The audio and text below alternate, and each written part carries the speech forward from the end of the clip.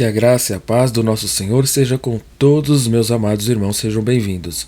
Hoje lhes trago a mensagem de John Owen, intitulada Tentação e Mortificação do Pecado.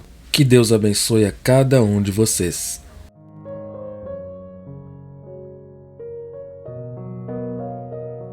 O Novo Testamento nos dá, indubitavelmente, ensinos claros sobre a liberdade que os cristãos têm em Cristo.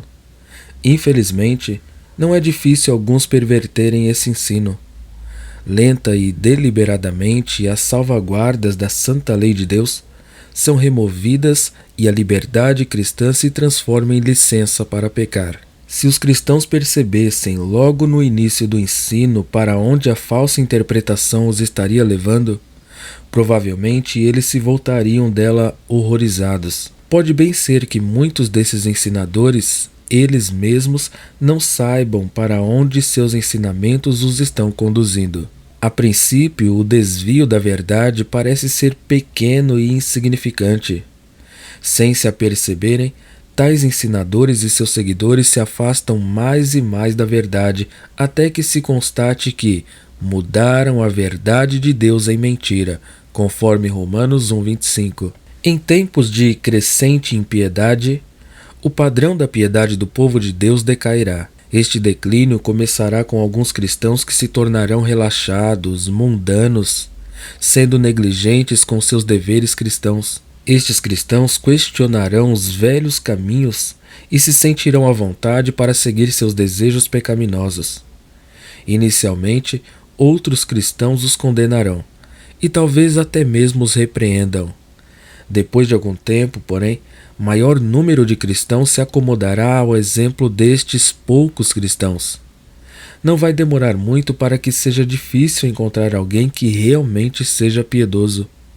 Este princípio, o de que um pouco de fermento leveda toda a massa, 1 Coríntios 5:6 e Gálatas 5:9, precisa ser levado a sério. Com apenas uns poucos cristãos influentes prosseguindo em seu declínio espiritual e se justificando diante dos outros, logo uma multidão seguirá o exemplo deles. É mais fácil seguir a multidão para praticar o mal do que se colocar firme do lado daquilo que é certo. O mesmo princípio se evidencia na questão do ensino falso. Você não mortificará nenhum pecado a não ser que sincera e diligentemente busque lidar com todo o pecado. Para colocar isto de modo bem simples, ao cristão não é dada a opção de decidir qual é o pecado na sua vida que precisa ser mortificado. Se o cristão não estiver comprometido com a mortificação de cada um de todos os pecados na sua vida, não alcançará sucesso na mortificação de um único pecado. Permitam-me explicar o que quero dizer de um modo ainda mais completo. Um cristão é provado por um desejo pecaminoso. Este desejo pecaminoso, pense naquele que melhor se aplica a você, perturba o cristão. Está sempre derrotando-o e rodeando-o de modo que ele aspira por uma libertação completa.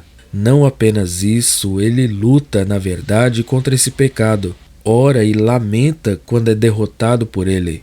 Ao mesmo tempo, contudo, há outros deveres da vida cristã que ele não leva muito a sério. Pode passar dias sem desfrutar de verdadeira comunhão com Deus. Pode ler sua Bíblia de um modo casual, negligenciando a meditação na palavra de Deus e gasta pouco ou nenhum tempo em oração. Estes deveres negligenciados ou executados de modo indiferente na sua vida cristã são pecados de omissão, mas não o perturbam como o pecado do qual deseja ser liberto. Bem, o ponto que estamos procurando enfatizar é que o cristão não deve esperar obter libertação do pecado que o perturba enquanto não começar a tratar os outros pecados com a mesma seriedade. Quem quiser mortificar qualquer forma perturbadora de lascívia na sua vida, de modo completo e aceitável, deve cuidar de ser igualmente diligente na obediência a todos os deveres aos quais Deus o chama. Deve também saber que todo desejo pecaminoso, toda omissão no cumprimento do dever entristece a Deus. Enquanto houver um coração enganoso que esteja preparado para negligenciar a necessidade de lutar pela obediência em cada área, haverá uma alma fraca que não está permitindo que a fé execute toda a sua obra. Qualquer alma que se encontre numa condição tal de fraqueza não tem o direito de esperar o sucesso na obra da mortificação. Por que as coisas são assim? Há duas razões. Em primeiro lugar, esta tentativa de alcançar uma mortificação parcial se baseia num raciocínio falso.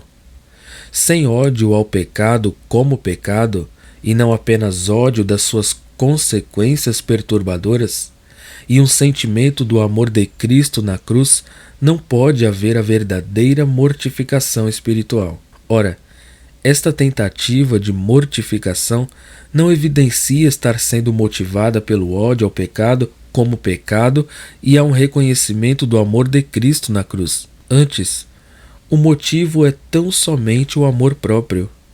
Certo pecado em particular perturba a paz desta pessoa e o seu bem-estar, e então ela luta contra este pecado simplesmente para obter novamente a paz e o bem-estar. A esta pessoa, um pastor fiel precisaria dizer: amigo, você tem negligenciado a oração e a leitura da Bíblia.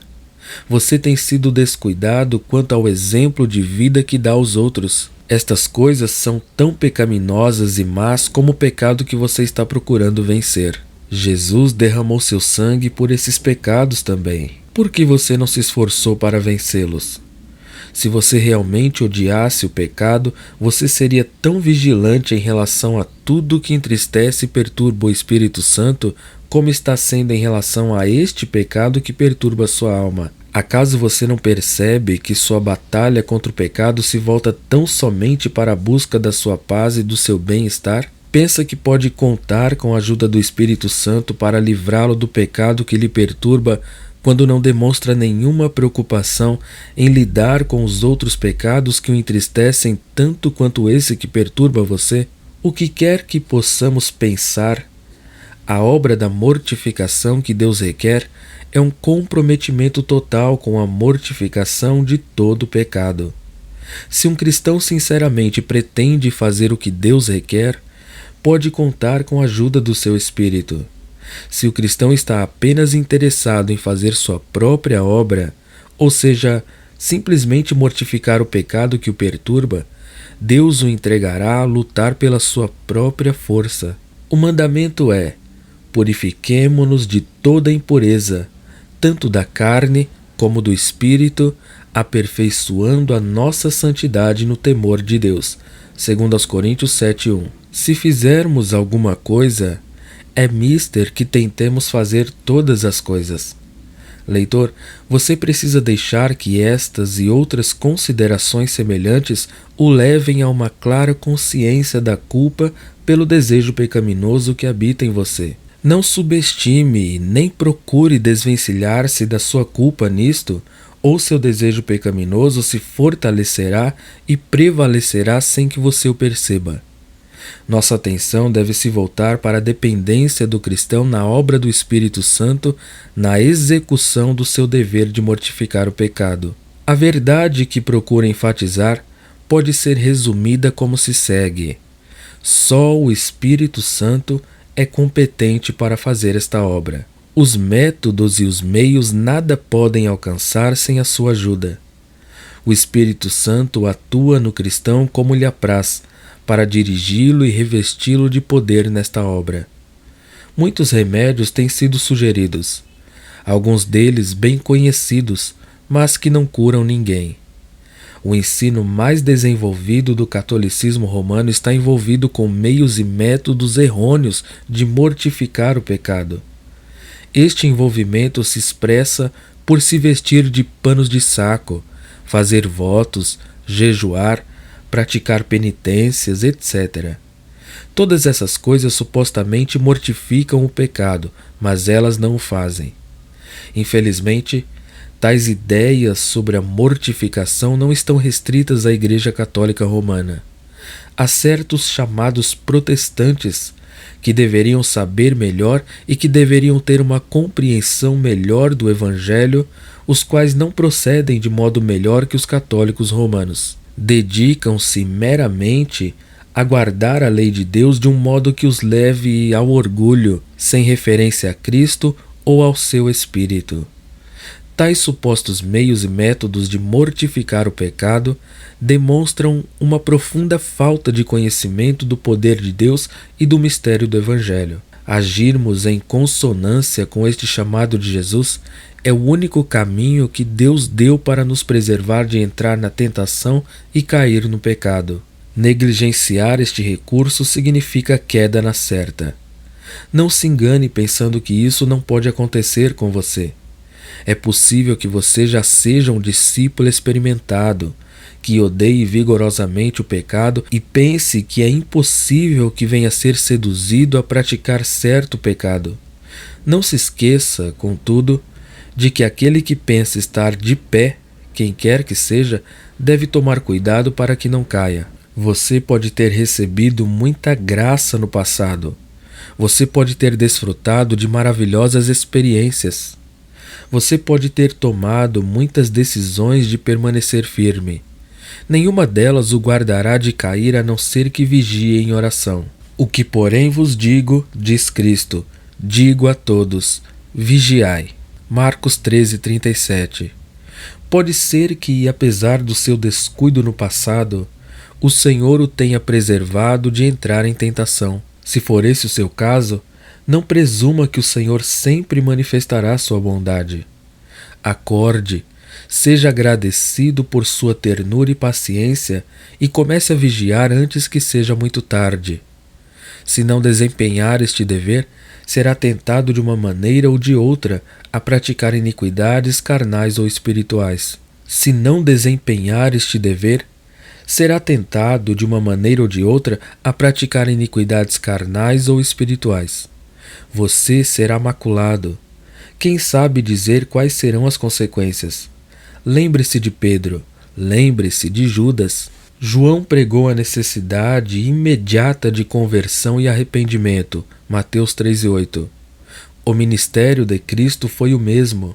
Ele disse: colhem-se, porventura, uvas dos espinheiros ou figos dos abrolhos, Mateus 7:16. As árvores só podem produzir segundo sua espécie, e desse modo Cristo nos diz: fazei a árvore boa e o seu fruto será bom. Mateus 12:33. Noutras palavras, a raiz é que precisa ser tratada. A natureza da árvore precisa ser mudada ou é impossível que a árvore produza bom fruto. Este fato é tão básico, todavia tão importante, que precisamos gastar mais algum tempo considerando alguns perigos que resultam de o negligenciarmos ou de o ignorarmos. Primeiro, o perigo de nos desviarmos do dever primário. Quando este fato básico é ignorado ou negligenciado, há o perigo de que a mente e a alma de uma pessoa se tornem por demais preocupadas com um dever que não lhes diz respeito propriamente. O dever primário de uma pessoa é se arrepender e crer no Evangelho. Enquanto isto não for feito, nenhum outro dever terá qualquer valor real.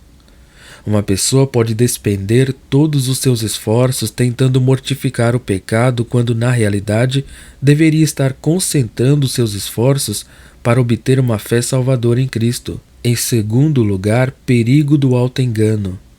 O dever da mortificação é em si mesmo uma boa coisa, desde que seja efetuado somente por aqueles que têm uma fé salvadora em Cristo. O perigo é que a pessoa pode aplicar-se ao cumprimento deste dever e presumir que, devido agir desta maneira, deve estar agradando a Deus. Em vez de ir ao grande médico das almas para buscar cura mediante sua morte na cruz, uma pessoa pode se ocupar procurando curar-se a si mesma através da mortificação. Quando Efraim viu a sua enfermidade e Judá a sua chaga, subiu Efraim à Assíria e se dirigiu ao rei principal, Jarebe, que o acudisse. Oséias 5:13. E desse modo, Judá e Efraim se privaram da cura que Deus poderia lhes ter dado. Visto que o dever da mortificação parece demonstrar muita evidência de sinceridade de sua parte, a pessoa pode ser endurecida por ele numa espécie de justiça própria e pode pensar que seu estado é bom. Em terceiro, o perigo de estar desiludido pela falta de sucesso. O incrédulo pode se esforçar neste dever e tão somente para enganar-se. Mais cedo ou mais tarde ele descobrirá que seu pecado não está sendo mortificado e que ele está mudando de um tipo de pecado para outro. Então ele se desesperará, julgando que nunca terá sucesso e, consequentemente, entregar-se-á ao poder do pecado. Às vezes Deus usa um desejo pecaminoso forte e que não foi mortificado num cristão como um meio de discipliná-lo.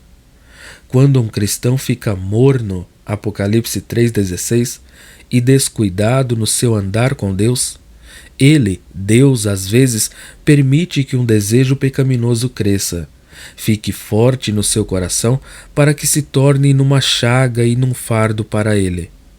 Esta pode ser uma das maneiras de Deus disciplinar um cristão por sua desobediência ou, pelo menos, despertá-lo para que atente para seus caminhos e seja chamado a uma mortificação total do pecado. Quando um cristão é atormentado por certo desejo pecaminoso que é tão forte que ele mal sabe como lidar com ele e controlá-lo, isto é geralmente o resultado de um andar descuidado com Deus ou de uma atitude de não levar a sério as advertências das Escrituras. Às vezes Deus usa a chaga de certo desejo pecaminoso em particular para evitar ou curar algum outro mal. Foi esse o propósito de Deus ao permitir que o mensageiro de Satanás perturbasse Paulo, impedindo dessa maneira que ele se ensoberbecesse com a grandeza das revelações que havia recebido, segundo aos Coríntios 12:7. De igual maneira, pode ser que o Senhor tenha deixado que Pedro o negasse como um meio de corrigir a exagerada confiança de Pedro em si mesmo. Se quisermos mortificar o pecado, precisamos perceber plenamente que ele procurará prejudicar nossa percepção da culpa envolvida nele. Precisaremos então fixar uma compreensão correta dessa culpa em nossas mentes. Há duas coisas que devemos ter em mente que nos ajudarão nesse sentido. Em primeiro lugar, o pecado de um cristão é muito mais grave que o de um incrédulo. A graça de Deus que está agindo no cristão enfraquecerá o poder do pecado que não é mais seu mestre, como, infelizmente, continua sendo dos incrédulos. Romanos 6, 14 e 16. Ao mesmo tempo, contudo, a culpa do pecado num cristão é pior pelo fato de que o cristão peca contra a graça. Que diremos, pois? Permaneceremos no pecado para que seja a graça mais abundante? De modo nenhum. Como viveremos ainda no pecado, nós os que para ele morremos? Romanos 6, 1 e 2. Neste texto, a ênfase está na palavra nós, subtendida. Como é que nós faremos isso? Sem dúvida, somos piores do que qualquer outro se praticarmos o pecado. Pecamos contra o amor de Deus. Pecamos contra a misericórdia de Deus. Pecamos a despeito da promessa de ajuda para derrotarmos o pecado. Muito mais poderia ser dito, todavia deixem que essa consideração final fique gravada nas suas mentes. No coração de cada cristão, há muito mais mal e culpa no pecado que permanece lá do que haveria em uma igual medida de pecado num coração que não tem a graça de Deus. Pense em como é que Deus vê o seu pecado. Quando Deus contempla as aspirações por santidade que a graça tem produzido no coração de qualquer um de seus servos, ele vê mais beleza e excelência nelas do que vê nas mais gloriosas obras dos homens destituídos da graça. Sim, Deus até mesmo vê mais beleza e excelência nestas aspirações internas do que vê na maioria dos seus atos externos. Isso é porque há quase sempre uma maior mistura de pecado nas nossas ações exteriores do que nas aspirações e desejos por santidade de um coração com a graça de Deus. Por outro lado, Deus vê grande mal no desejo pecaminoso de um cristão. Ele vê maior mal nesse desejo pecaminoso do que vê nos atos visíveis e notórios dos ímpios. Ele vê ainda maior mal nele do que vê em muitos pecados externos nos quais os santos possam cair. Por quê? É porque Deus vê que há mais disposição interna contra o pecado propriamente dito e geralmente há mais humilhação pelo pecado. É por isso que Cristo trata da decadência espiritual nos seus filhos, indo à raiz e expondo seu verdadeiro estado.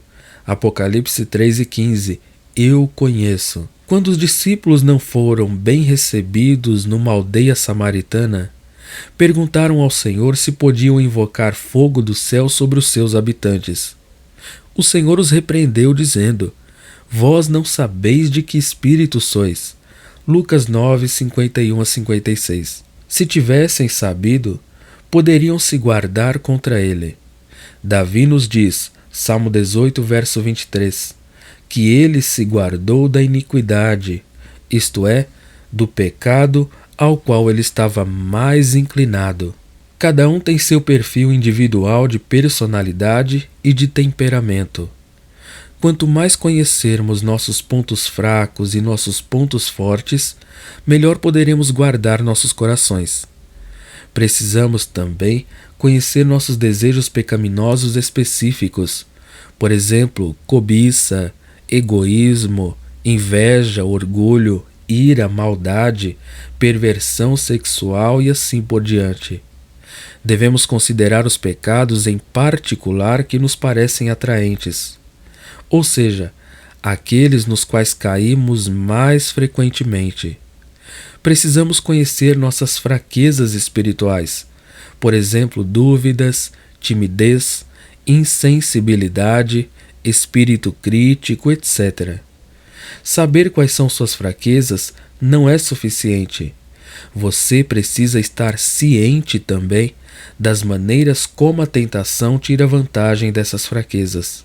Há ocasiões em particular, há a companhia de certas pessoas, há empregos, lugares, etc., que tornam a tentação mais forte.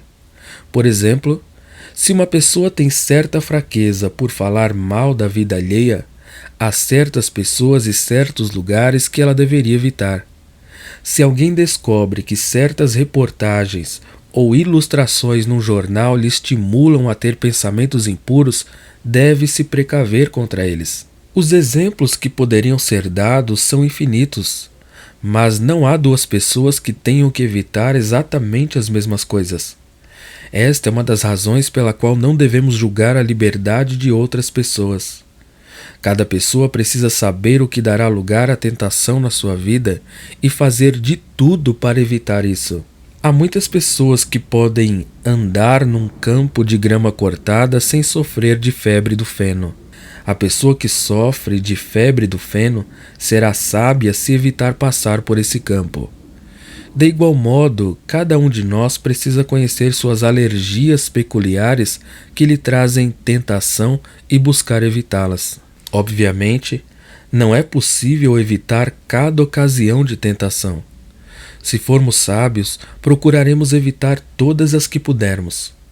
Quando o dever ou a providência nos levar a uma circunstância de tentação, precisaremos confiar em Deus para que nos guarde. Por causa da propensão ao mal presente na natureza humana, devemos estar cientes do engodamento do pecado. Uma pessoa pode entrar em tentação sem estar ciente que um desejo pecaminoso está sendo provocado. Um exemplo disso é a situação em que o coração da pessoa começa a gostar da tentação secretamente e vai fazendo provisão para ela e lhe dá oportunidade de diversas maneiras para crescer sem, contudo, cometer um pecado óbvio. Esta é uma forma muito sutil de tentação. Um exemplo nos ajudará a detectá-la. Certa pessoa começa a ser conhecida como piedosa, sábia, entendida, etc., coisas boas em si mesmas. As pessoas a elogiam por isso, e ela começa a gostar de ser tratada dessa maneira. Tanto o seu orgulho como a sua ambição são afetados. Ela passa então a se esforçar para burilar os seus dons e as suas virtudes.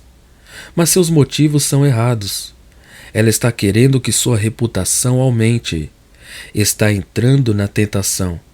Se não reconhecer e lidar com essa situação, essa sutil tentação logo a transformará numa escrava dos seus desejos pecaminosos de desejar uma boa reputação.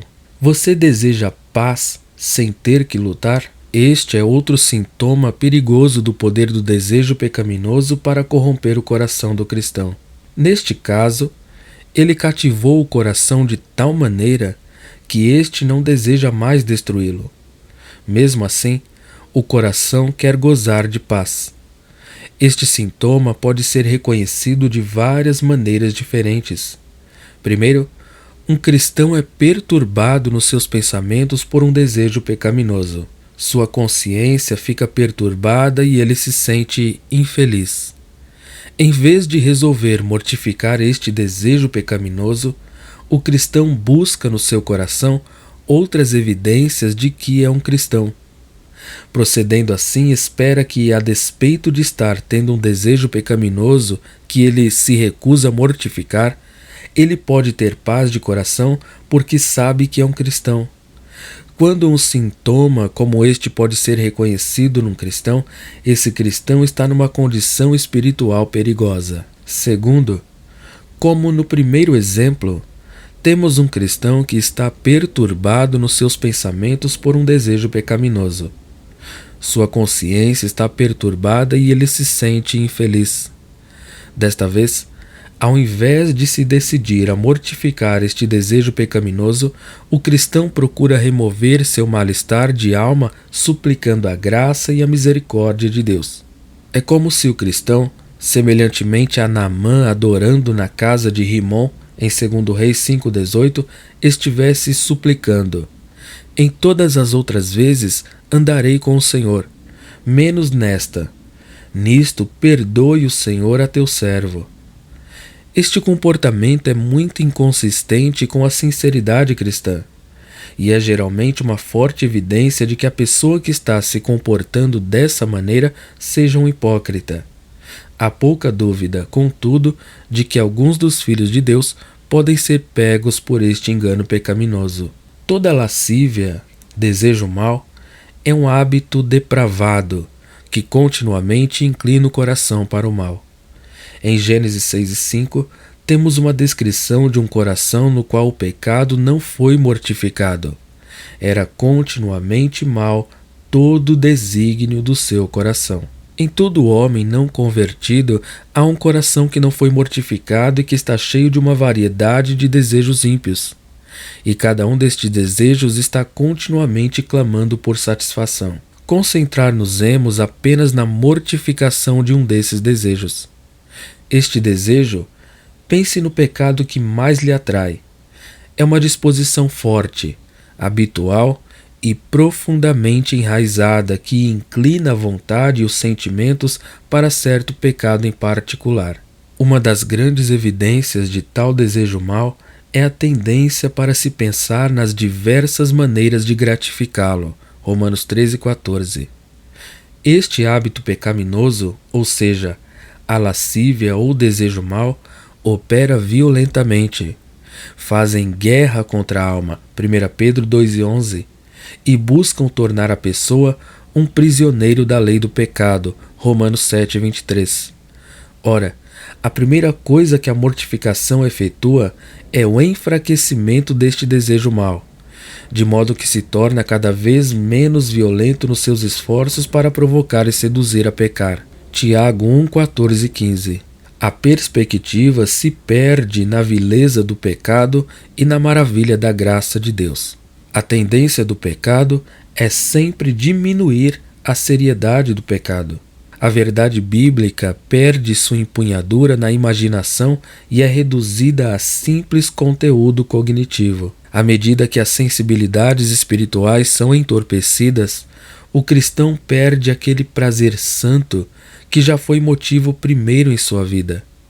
Quando as inclinações não estão firmemente direcionadas às coisas de Deus, a atração do pecado faz sua aparição na imaginação.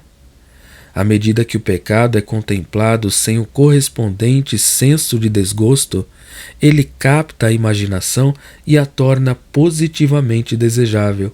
A imaginação rola o prazer do pecado, tal qual o rolar da comida, feito pela língua para agradar o paladar. A vontade consente ao que parece ser bom à mente e cria racionalizações para justificar o pecado que está sendo contemplado. As emoções são alteradas e inflamadas pelas representações vívidas do prazer do pecado, enquanto as convicções da consciência são aliciadas.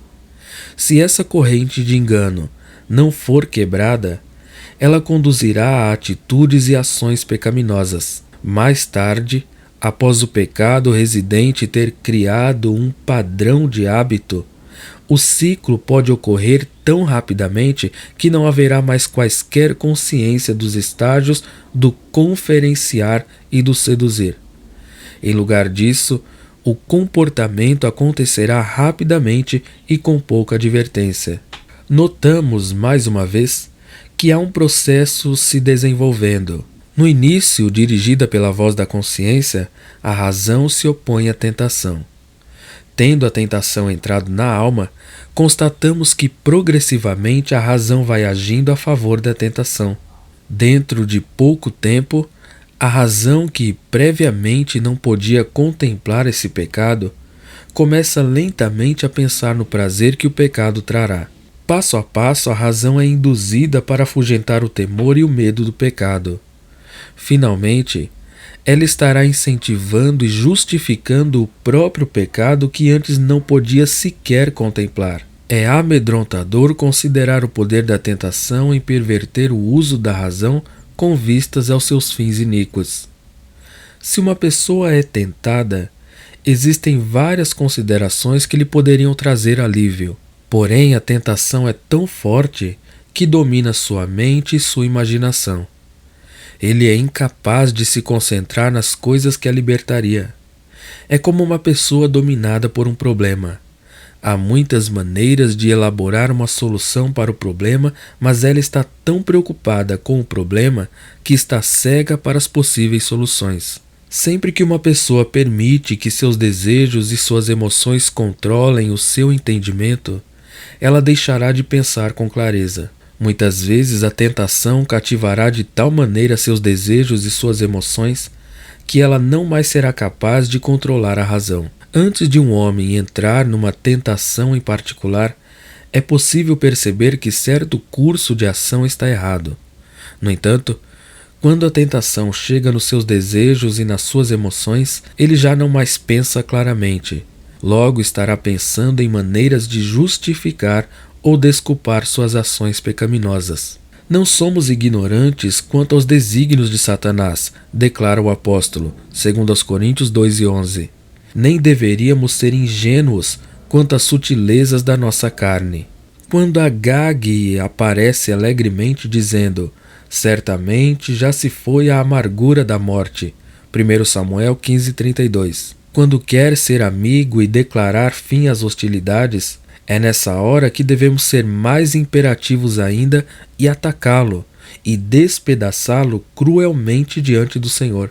O pecado não é mortificado quando é simplesmente encoberto, trocado por outro ou reprimido. Ele não é mortificado até que a consciência se tranquilize. Por que é que a hora da provação é tão forte? Há dois poderes em ação quando somos tentados.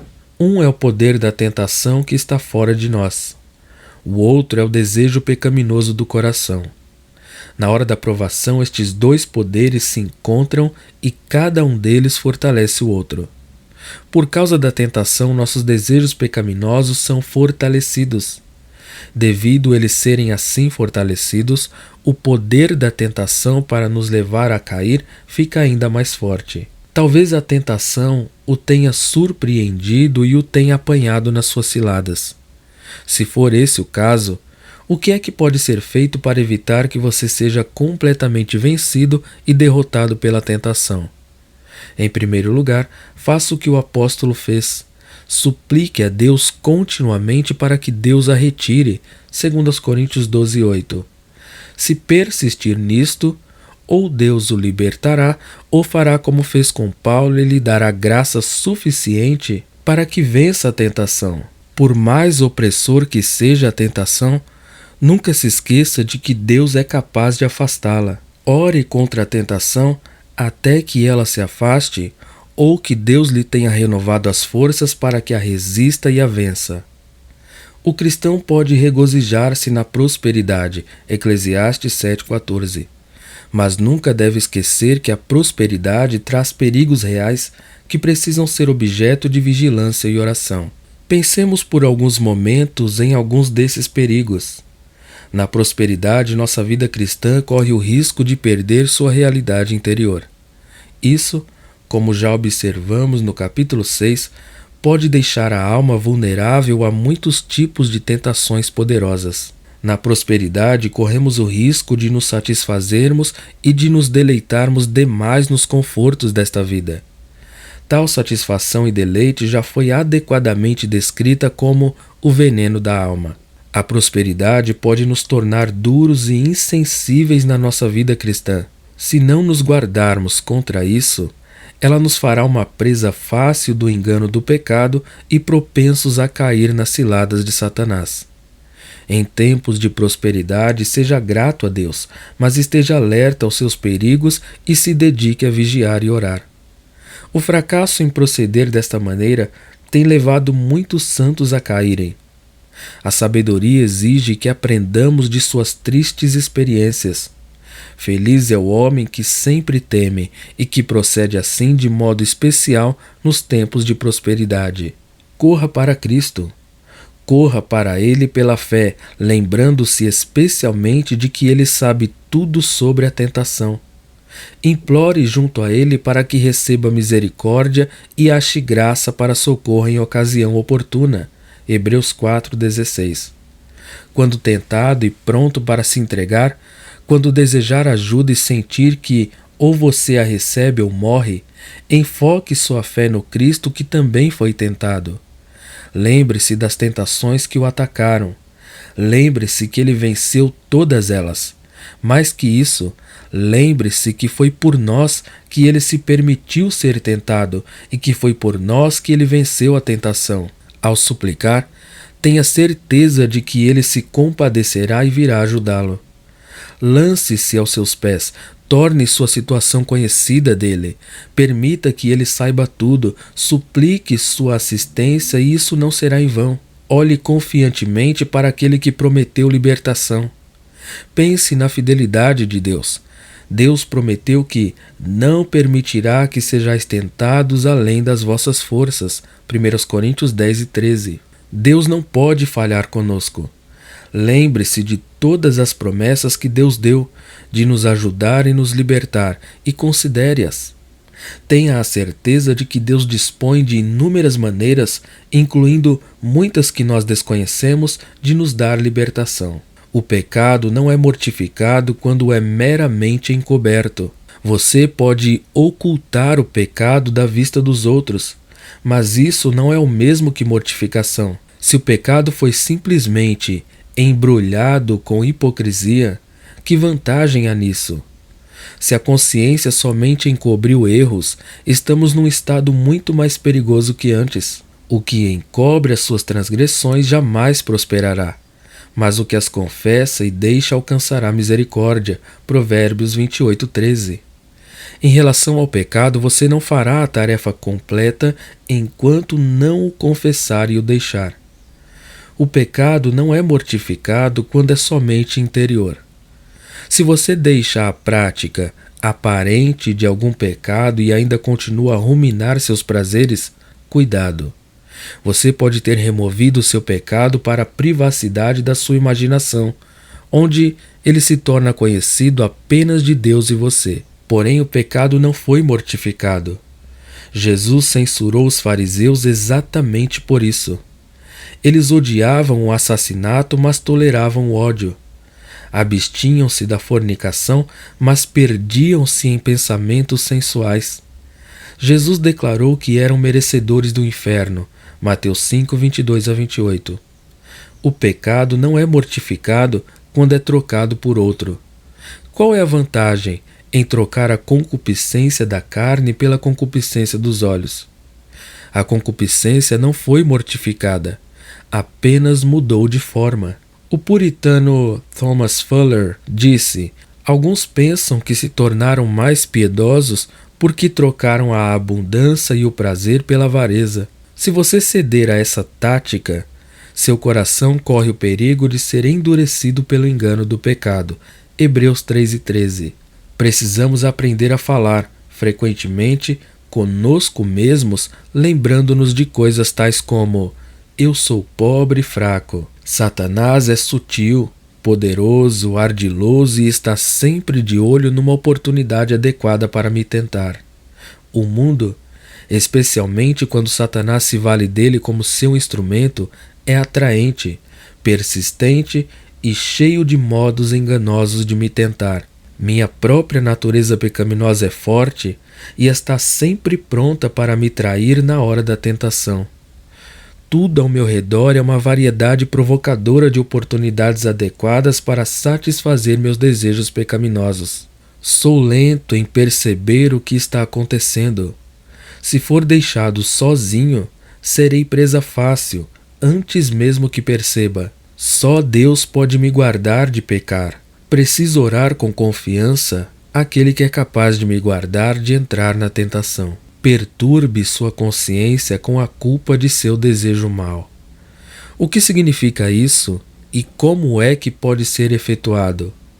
Significa que você precisa fazer mais do que meramente reconhecer a culpa do seu desejo mau. Precisa perturbar sua consciência com a culpa do seu desejo mau em particular. Como é que pode fazer isso?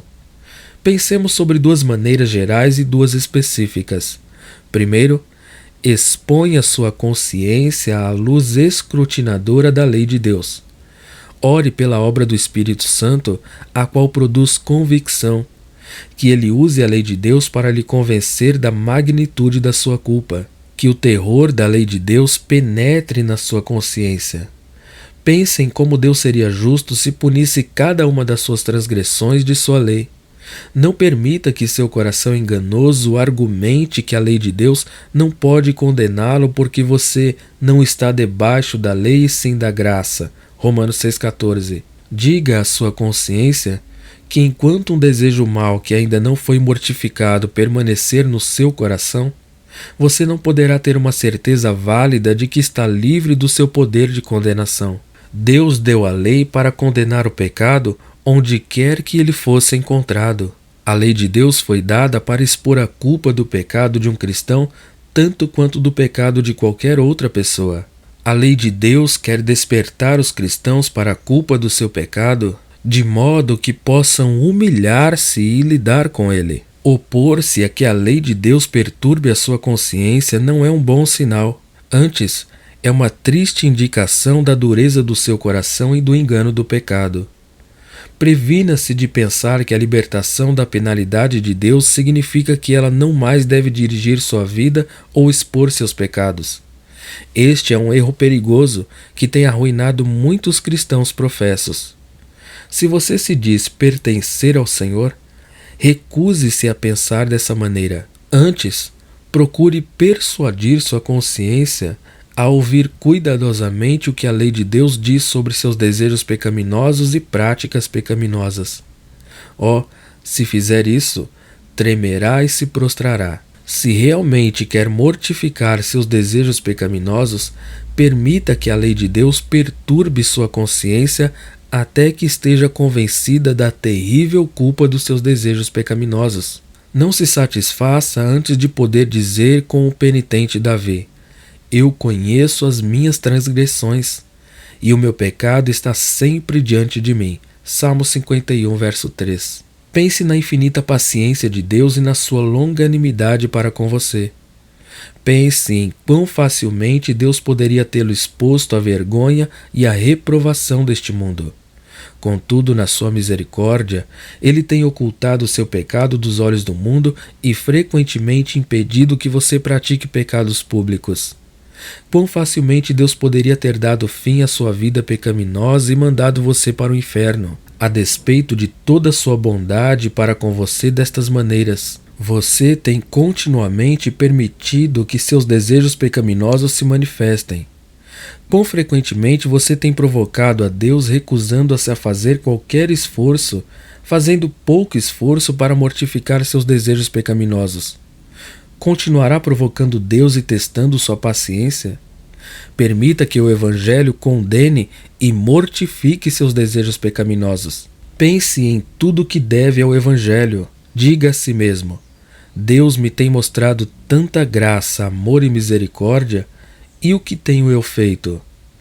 Tenho desprezado e pisado em sua bondade para comigo. Seria dessa maneira que demonstro meu apreço pelo amor do Pai e pelo sangue do seu Filho? Como poderia macular o coração que Cristo morreu para limpar e no qual o bendito Espírito Santo veio habitar? O que posso dizer ao meu amado Senhor Jesus? Será minha comunhão com Ele de tão pouca importância que eu possa deixar meu coração se encher de desejos pecaminosos a tal ponto que quase não mais exista lugar para Ele? Como posso entristecer o Espírito Santo de Deus, no qual fostes selados para o dia da redenção? Considere estas coisas cada dia, e com a ajuda do Espírito Santo, você se sentirá enojado com a maldade dos seus desejos pecaminosos e desejará mortificá-los. Pense nas vezes quando tem deliberadamente planejado como gratificar seus desejos pecaminosos e Deus graciosamente o impediu. Pense nas vezes quando se entregou tanto aos desejos pecaminosos que sua consciência o alarmou e lhe fez sentir temor de que Deus não mais tivesse misericórdia de você. Contudo, Deus já teve misericórdia de você e lhe tem trazido novamente ao arrependimento e à fé. Pense nas repetidas manifestações graciosas de Deus para com você. Pense em quão frequentemente a misericórdia de Deus tem salvo você de ser endurecido pelo engano do pecado. Pense nas muitas ocasiões em que se deparou com frieza na sua vida espiritual.